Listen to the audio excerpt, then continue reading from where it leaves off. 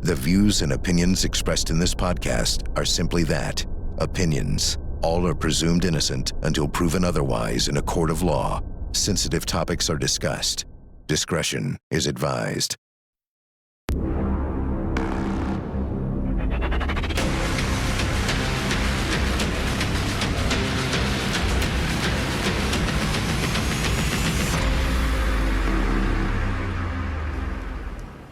I'm Vinnie Politan. The subject of my investigation is a story out of Hollywood that everyone's talking about.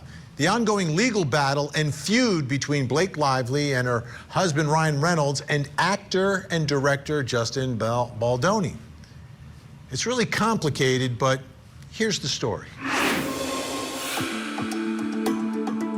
It Ends With Us is a romantic drama that premiered during the summer of 2024. It's the story of a florist and her troubled relationship with her neurosurgeon husband. The movie starred Blake Lively as the florist and Justin Baldoni as her husband. Baldoni was also the director of the film. During the promotional tour of the movie, controversy began to emerge about what actually happened during the filming. Lively accused Baldoni of sexual harassment and intimidation in an article that was published by the New York Times. Baldoni then went on the offensive, suing the New York Times for defamation. Then Lively filed suit against Baldoni for sexual harassment and an alleged smear campaign against her. Baldoni then filed claims against Lively and her husband, A-lister Ryan Reynolds, for civil extortion and defamation. Many of the text messages between the parties have been made public, along with raw footage from the movie. And now a jury will have to figure out what really happened and what the truth really is in this Hollywood battle. I mean, it's getting real. Everyone has filed their lawsuits, and that process now is ongoing, and a lot of things are becoming public. And much like in the Johnny Depp Amber Heard thing, Amber Heard, a trial that we covered here on Court TV, you're going to hear things that you usually don't hear. It's almost like going behind the scenes. But for a jury that's going to hear this case, they're going to have to figure out what really happened here. So let's begin by taking a look at Blake Lively's complaint against Baldoni and the studio as well, Wayfair Studios. Production of the film began in early May of 2023 and lasted until it was suspended in mid-June of 2023 due to the Writers Guild of America strike. During that time, Ms. Lively and other cast and crew experienced invasive, unwelcome, unprofessional, and sexually inappropriate behavior by Mr. Baldoni and Mr. Heath, who's one of the producers. Because Mr. Baldoni and Mr. Heath held all leadership positions on the production, they answered to no one and brushed off or ignored the concerns Ms. Lively and others expressed. So, what are those concerns? Those concerns bring us to the first question in our investigation. Getting some of the specifics now, what did Blake Lively accuse Justin Baldoni of doing on set?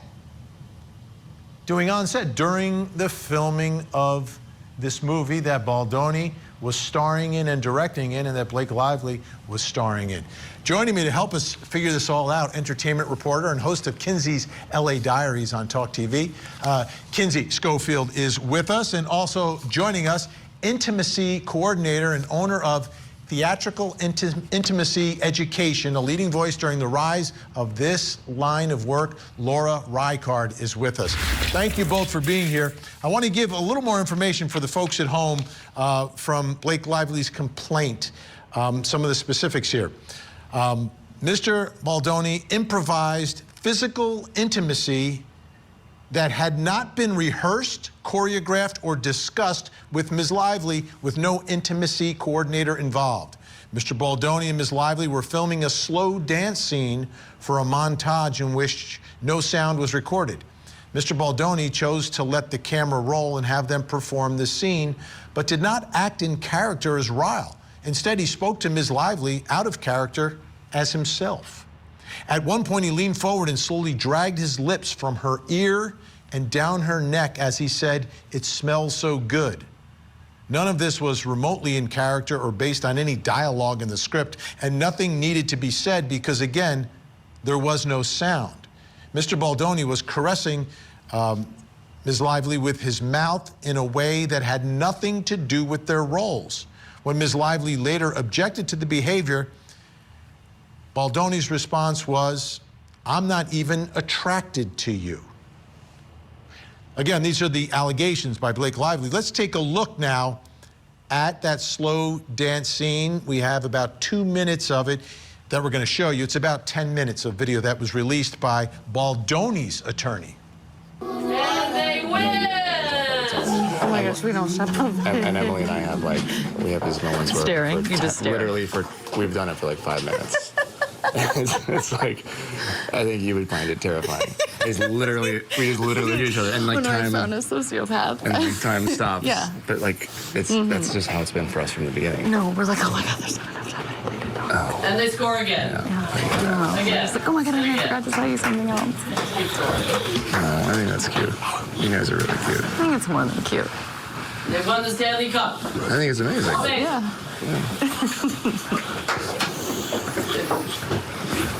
And then let's just do one almost like super close. Yeah. Can you guys frame up on Sebastian on you? Yeah. We'll just do like our lips are right next to each other. Yeah, gotcha. But I think I should start talking. Okay. Do you know what I mean? Yeah. Yeah. Okay, ready? Still rolling.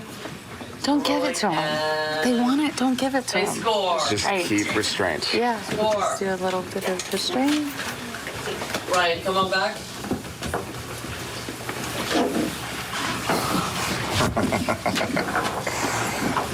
And the couple by the bar walk towards us, cross. What is that? No, your name, sorry. Ponytail lady. And then- Cross this way, cross this way. Take your date and cross this way.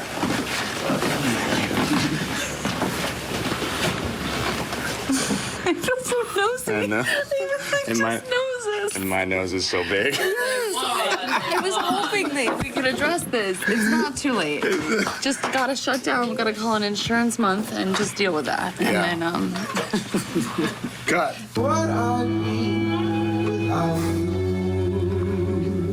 Let's score another. I'm getting beard on you today. I'm probably getting a spray tan on you. It smells good. Well, it's not that. It's my body makeup.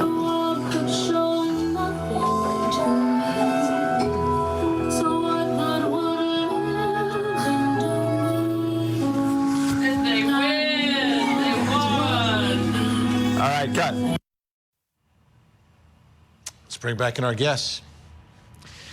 Okay, Kinsey Schofield, I'll begin with you. Just give us the big picture here a little bit about the way these allegations have been playing. First, the ones, because we're talking about Blake Lively's allegations now. Have they caused a bit of a firestorm? What sort of impact are they having on Baldoni, on the way everyone's being perceived now in Hollywood?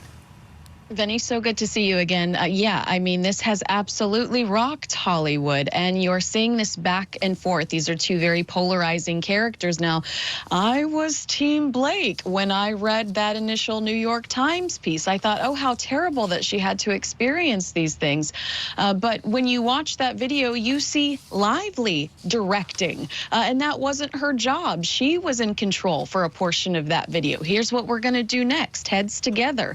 Once I read Justin Baldoni's 168-page I'd Like My Saturday Back, but all 168 pages of his website and that timeline, you realize that sometimes your truth is not necessarily the truth, and maybe the truth is somewhere in the middle between these two, but how damaging this has been for both of their brands, I just don't know if it could be measured.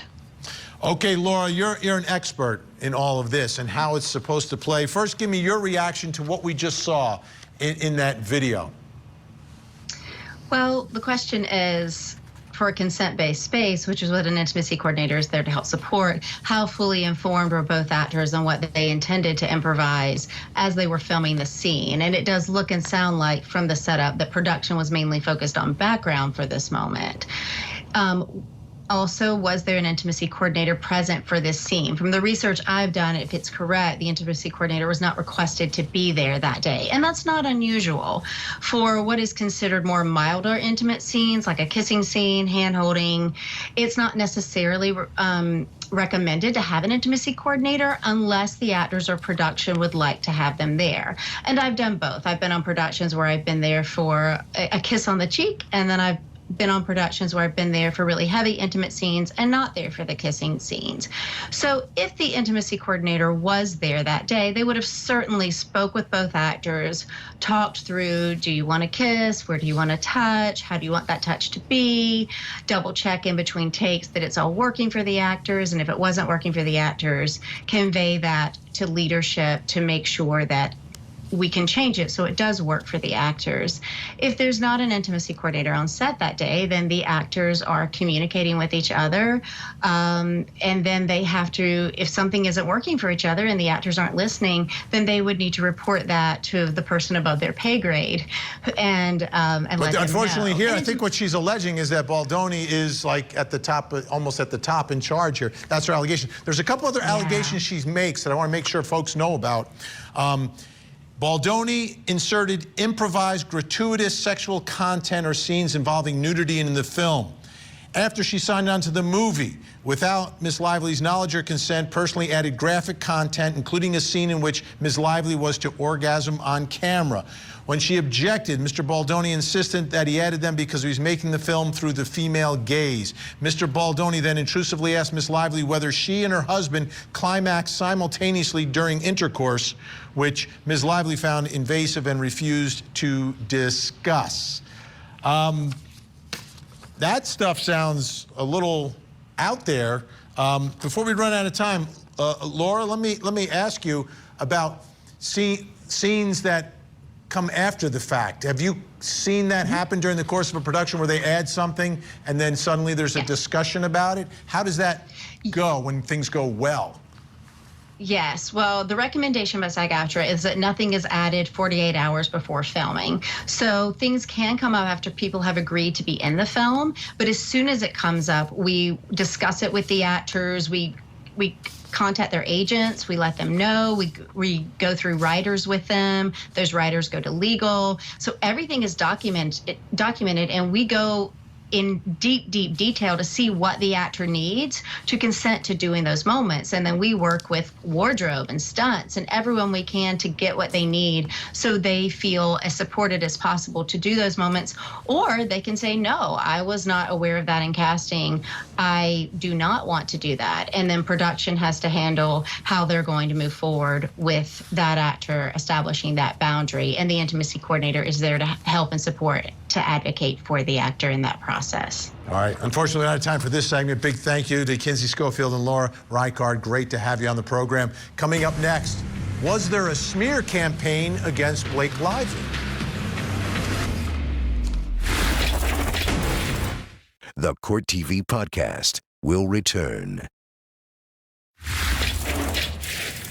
So this case of Blake Lively and Justin Baldoni is in part about what was happening during the filming of the movie, but it's also about what was happening after the filming of the movie. Take a look at this. This is, again, Blake Lively in her complaint against Baldoni. What the public also did not know was that this was the beginning of a multi-tiered plan that Mr. Baldoni and his team described as social manipulation designed to destroy Ms. Lively's reputation. Mr. Baldoni and his Wayfarer associates embarked on a sophisticated press and digital plan in retaliation for Ms. Lively exercising her legally protected right to speak up about their misconduct on the set. So she makes the allegations about what's happening on the set and then says, as a result of that, she was attacked afterwards by this sophisticated plan, which brings us to the next question in our investigation. Was there a smear campaign against Blake Lively? Did they go after her? Joining me, Associated Press entertainment reporter who's been covering this dispute. Andrew Dalton is with us. and crisis management expert, leads a specialized crisis response team for the firm Red Banyan. Kelsey Kinter is with us as well. Great to have you both here. This is some wild stuff, like just trying to understand it from not being in Hollywood is difficult.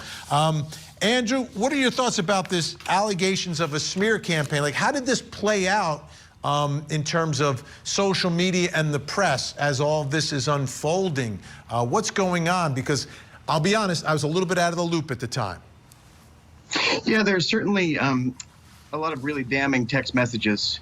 They've got, a crazy amount of text messages for this early in a case before there's been a lot of discovery that really do appear to coordinate a smear campaign, attempts, from folks working for Baldoni and for the film to smear Blake Lively. If you look back at the actual coverage at the time of the release, it was framed a lot more, though, like just a classic dispute between a director and an actress, who maybe, weren't getting along, struggling for control, struggling over cuts. And a lot of that was fairly balanced. Now, a smear campaign might not be super explicit all the time. It might mean just getting, certain things buried and certain things included, and it'd be about tone and emphasis. But, even though there was this, this really vicious talk of attempting to bury her and all of that, attempted defamation isn't a crime. And, you may see it's not totally clear that her reputation was dragged that badly. Okay, Kelsey, what I want to do for you is I want to lay out some of these allegations and then some of the text messages, and then you give us the insider's perspective on what's really going on here. We begin, this is from the complaint. Wayfair and Mr. Baldoni retained a crisis communications specialist named Melissa Nathan and her company, the agency group known as TAG. Ms. Nathan delivered a proposal to Mr. Baldoni, which included a website to discuss, full Reddit, full social account takedowns, full social crisis team on hand for anything, engage with audiences in the right way, start threads of theories. This is the way to be fully 100% protected. As Ms. Abel described it, the plan was to engage in social media mitigation and proactive fan posting to counter the negative, as well as social manipulation.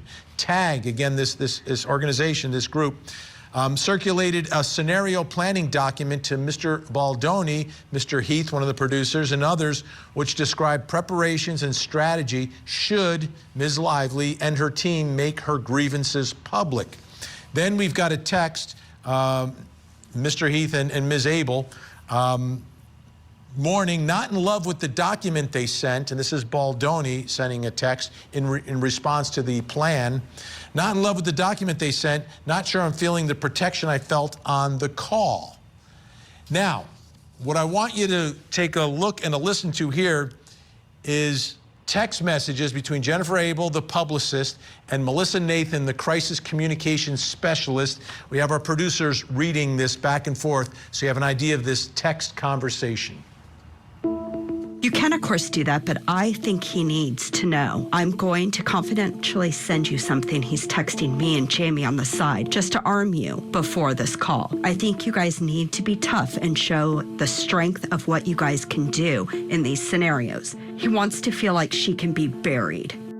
Of course. But when we send over the documents, we can't send over the work we will or could do because that could get us in a lot of trouble. We can't write it down to him. We can't write, we will destroy her. We will go to this. We will do this. We will do this. We will do this. He has to look at it as an information document for us to be armed with. That's all. Imagine if a document saying all the things that he wants ends up in the wrong hands. We can bury anyone, but I can't write that to him. I will. I'll be very tough. Kelsey, what's going on here? Is this a smear campaign? Is this a legitimate way to control publicity? What are you seeing and hearing here? Well, what I'm hearing is they're violating like PR 101, which is don't write down things you don't want amplified to the world. And that was the first thing they did. You know, there's always a blurry line. You know, one person's smear campaign is another person putting their narrative out. But they certainly were very aggressive in their tactics, and they put it in writing. And it really did its damage, absolutely, when those all came out. Now, in the meantime, Justin's been pushing back and really aggressively getting out his narrative ever since then, trying to sort of battle back from when those texts hit the press. And he's actually done a pretty remarkable job. And if you look at that website and you look at how he put everything down, you know, lawsuits can get a little tedious, a little legal for most people. And he put a great timeline narrative together that is his complete narrative. And you can just see how far they are really fighting for this. I mean, now they're accusing Lively of a smear campaign. Basically, they're all trying to put a whole bunch of their narratives out there. It becomes a convoluted mess, and nobody knows what to believe anymore. Andrew, have you ever seen it to this extent, the public relation aspect, and you've got it's an actual federal case that is taking place as well at the same time? There's no individual element here that I haven't seen before. You know, it's the confluence of all of them. There's so many, you know, it's like some kind of a hydra. There's so many elements to it. It's just almost hard to pin down. You know, it has bits of Me Too and bits of sort of classic Hollywood fights over that happen on the set. And, you know, one of the reasons I think this has happened is if you look at some of the conversations behind the scenes, it felt like they were almost looking to see who was going to take the blame for a disaster. But the twist no one really expected was that this movie was going to be a really big hit. You know, this isn't the kind of movie that even usually plays, in movie theaters anymore.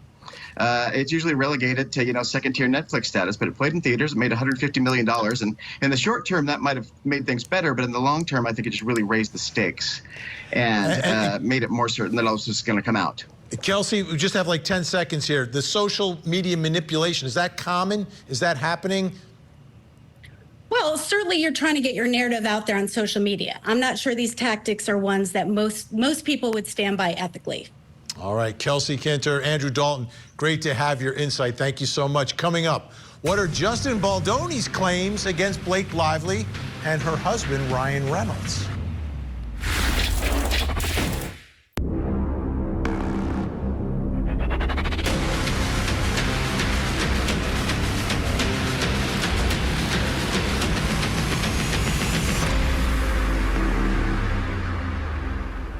I'm Vinnie Politan. We continue our investigation of the cross accusations between Hollywood power couple Blake Lively and Ryan Reynolds and actor and director Justin Baldoni. The plot of this lawsuit is actually more interesting, I believe, than the film that they made. Here's the story.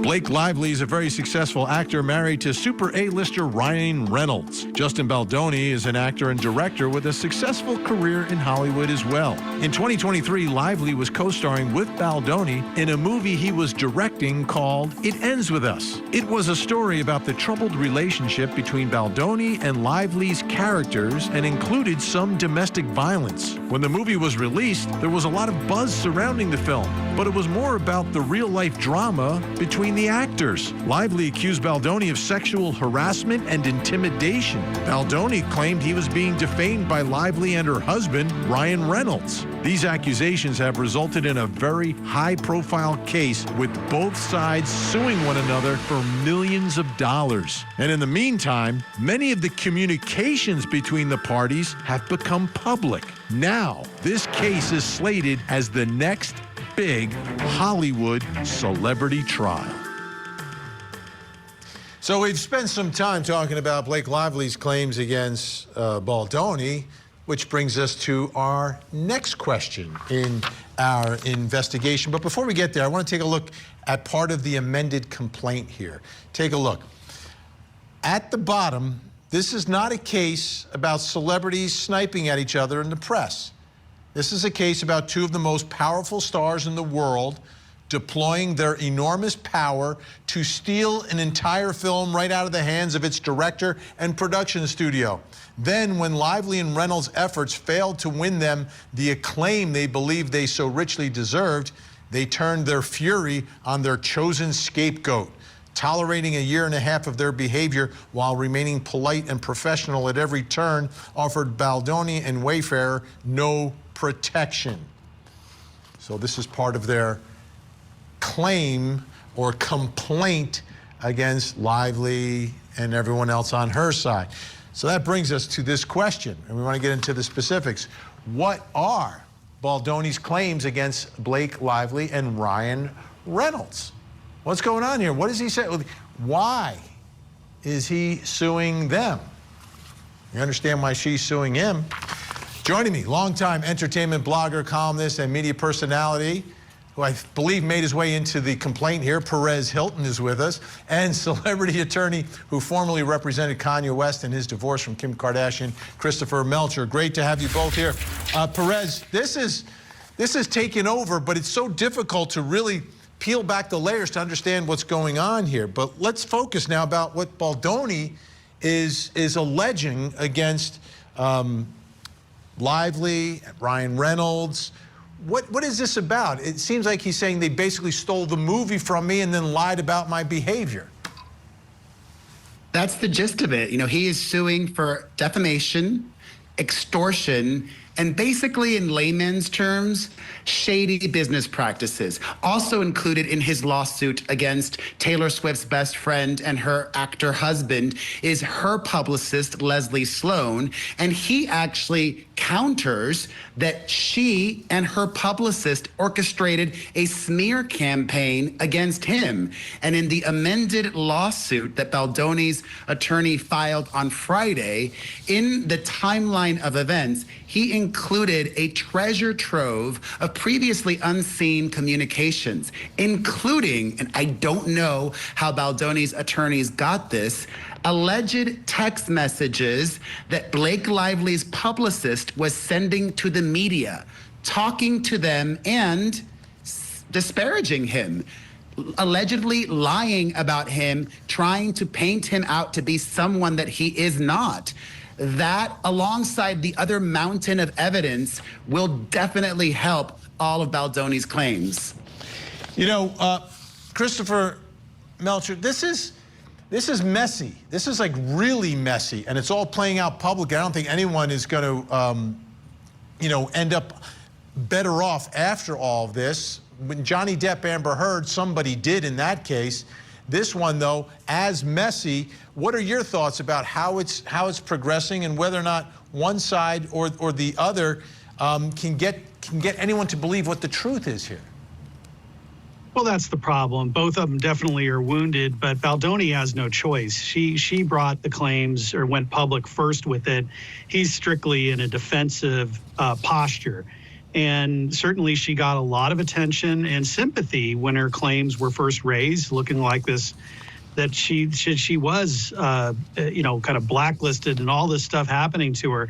But now when we see the truth or some of these, at least Baldoni's truth, we see the other side of it. And that, at least according to him, and many people believe this, that she was the aggressor pretending to be the victim.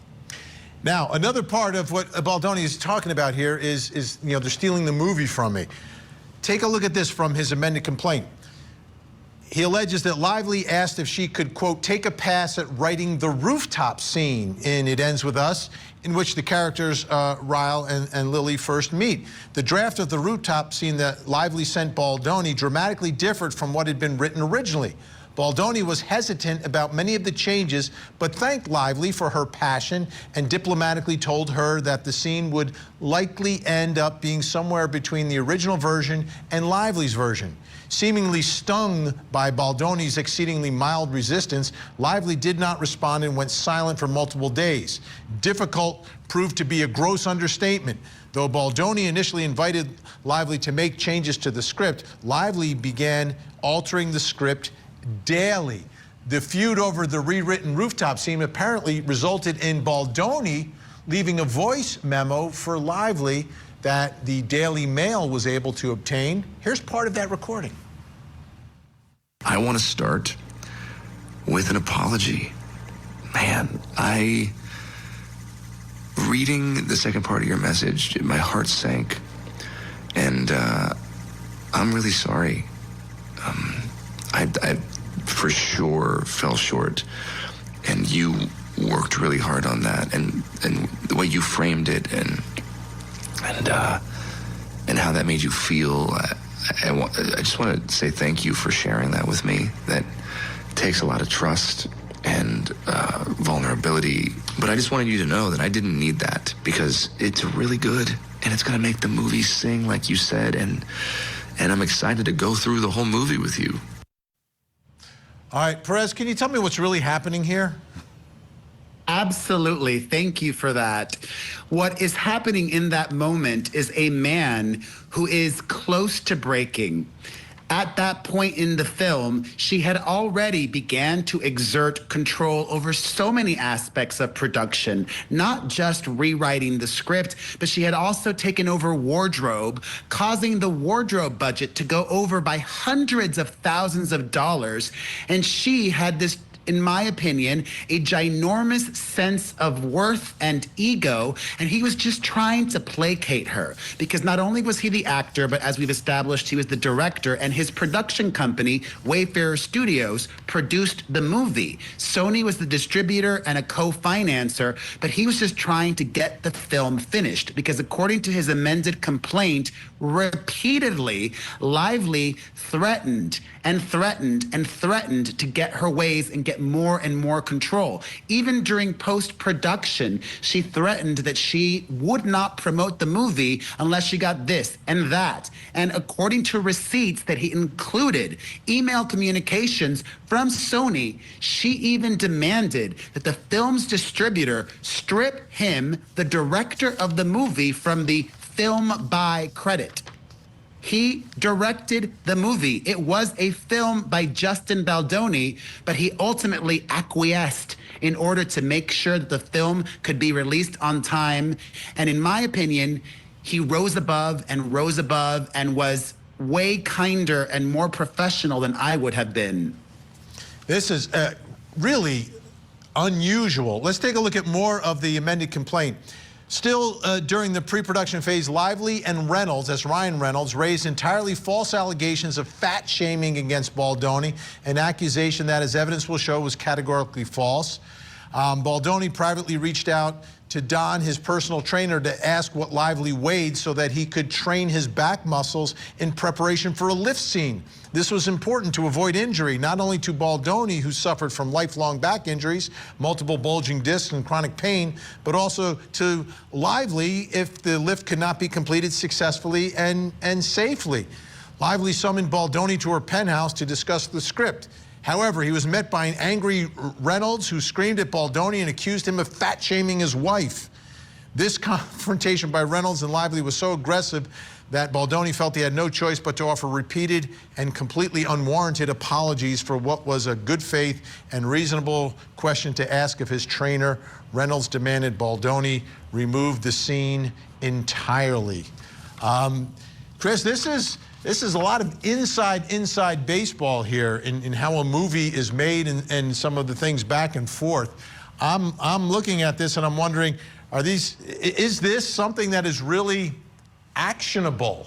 Is this something that should really rise to the level of a federal lawsuit?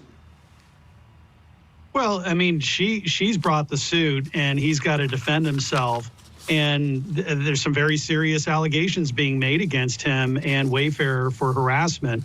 So he's coming over the top and saying that's all false and that this was all about her. And I think that quote there really shows that she's the center of attention. She takes this opportunity that he has to train himself and prepare for a scene as somehow relating to her weight. So I think this reflects really poorly on her. But Baldoni has to defend himself. These allegations are very serious, and he's really but no choice but to now come out with everything that he's got. All right, Perez, in all your years of covering Hollywood, have you ever seen, the smears going back and forth at the level that they are in this particular Feud case, which is now a lawsuit? Yes, I mean, even recently, there are so many parallels to the Johnny Depp and Amber Heard case, which was extremely toxic and at least one of the same players are involved. The crisis PR expert Melissa Nathan, who was hired by Baldoni last summer, also worked with Johnny Depp. But just to circle back for a quick moment, it had been well documented that Justin Baldoni truly did have back issues. In fact, during production, he was hospitalized for his pre-existing back issues. In his amended complaint, he included photos from the hospital and texting his editors about being unwell. And I am excited to hopefully have this go to court because he has suffered from these allegations that she made against him. According to The Hollywood Reporter, which I consider to be a very reputable publication, Justin Baldoni had been set to direct a big movie. He had signed on to be the director of a live-action adaptation of Pac-Man, and he has been removed from that. He's no longer going to be doing that in the wake of all of this. Perez Hilton, Christopher Melcher, great insight. Great to see you. Thank you so much. Still to come. So, what will this trial look like?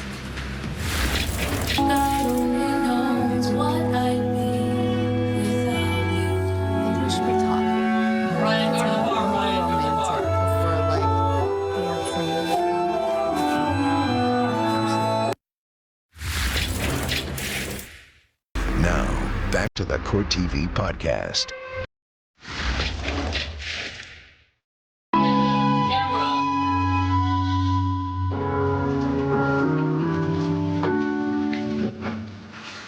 He moved it back up. This is on the mark, but I think the light is not changing the mark. That's it. We'll go everywhere. It's fine. Oh, okay.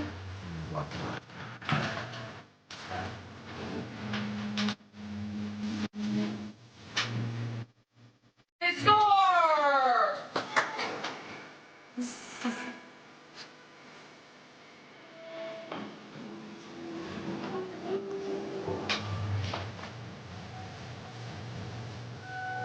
Go back to where it was supposed to be.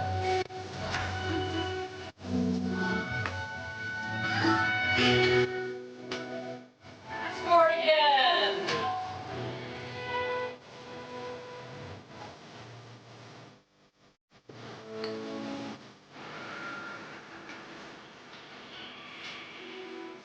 We should be talking. For like,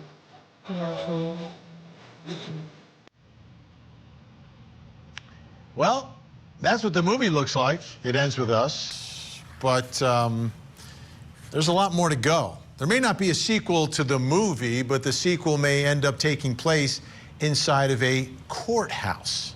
And that brings me to the next question in our investigation, which is, what will this trial look like?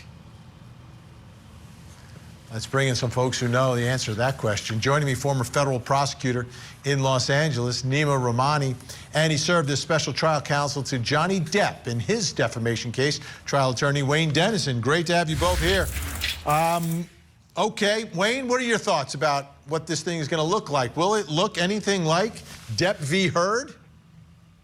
Yeah, I don't think so, largely because of the setting and, quite frankly, although these people are prominent, they don't have the same level of prominence. I was actually at the courthouse for the Imelda Marcos trial, and it was very well regulated, irrespective of the amount of national and international attention. I don't think you're going to see a circus. Nima Rahmani, what do you think we're going to see at this trial? Because I'm looking at, Blake's best friend is Taylor Swift. It seems she may have been there at some points during this. Her husband is Ryan Reynolds, another super A-lister. What do you suspect this trial will look like?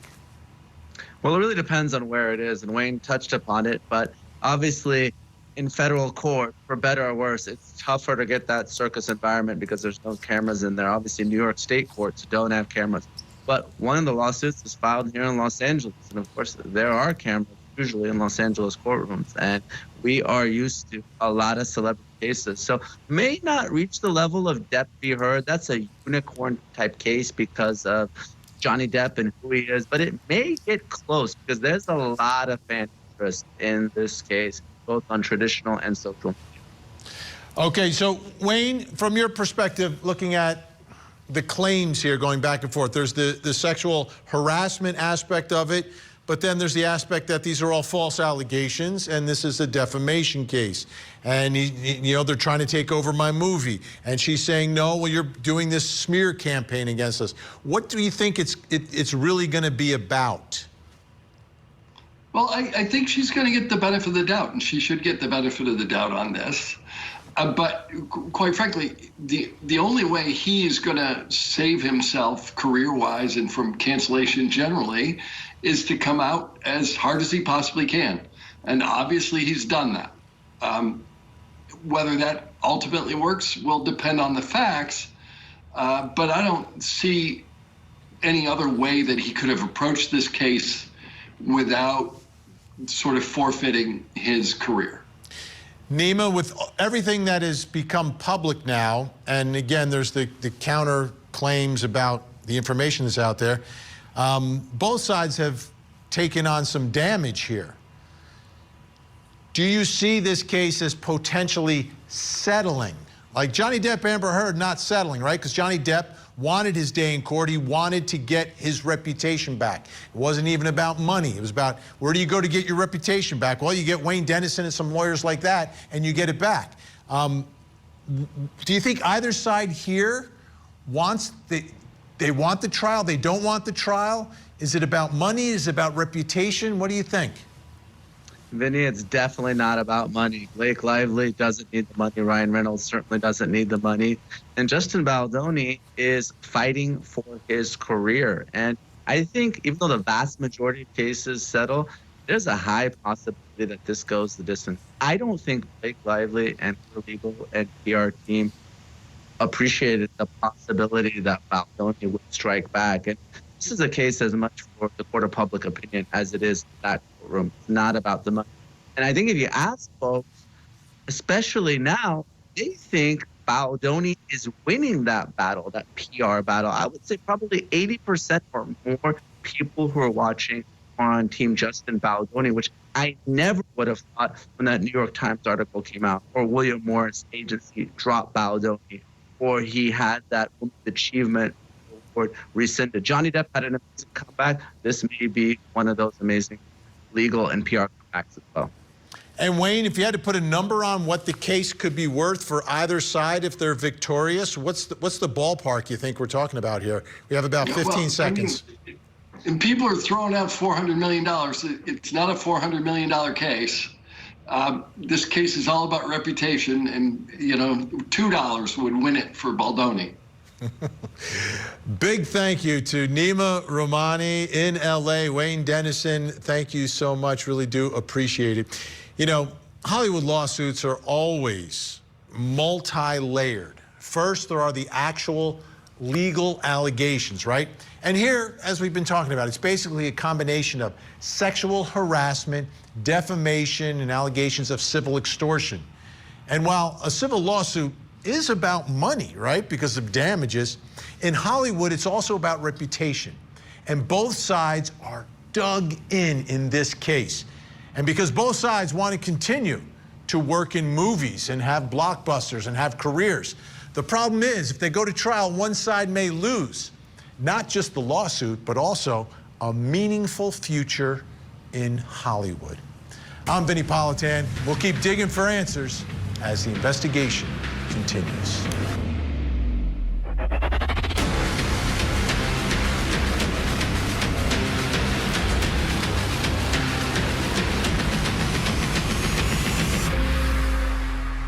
There you have it. If you want to see more in-depth reporting on the latest true crime stories, you can see me every weeknight, 8 p.m. Eastern on Closing Arguments. Thank you so much for downloading. And as always, please don't forget to hug the kids. This podcast is a production of Court TV. Go to CourtTV.com for more content, trials on demand, and to find out how to watch Court TV in your area.